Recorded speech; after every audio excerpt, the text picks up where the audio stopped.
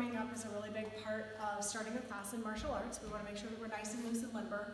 And I learned some dynamic stretches from a personal trainer and physical therapist friend of mine several years ago. It was probably 15, 20 years ago that I learned these. And I still do them to this day.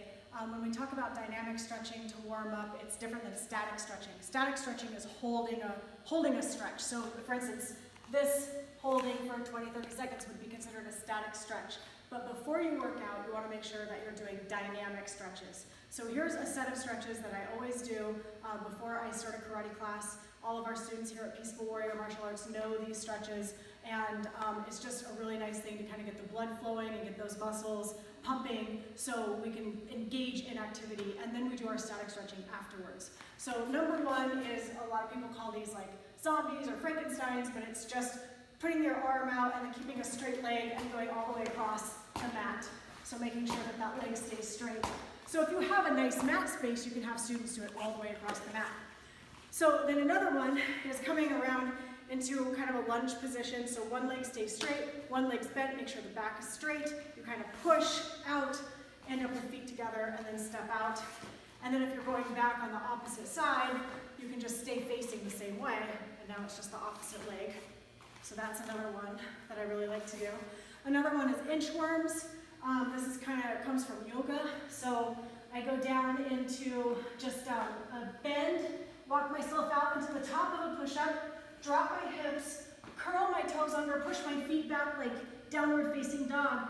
The really cool thing about this is you actually keep your hands on the ground as long as you can while you inch your feet forward, and then stand up. A lot of people will go out like this,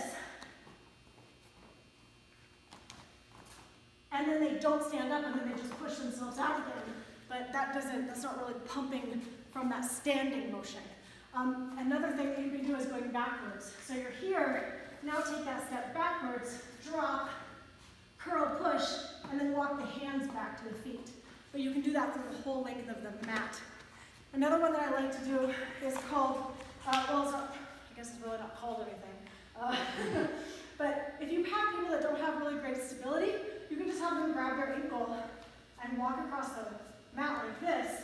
But if you have a little bit better stability, you can now do just a toe touch.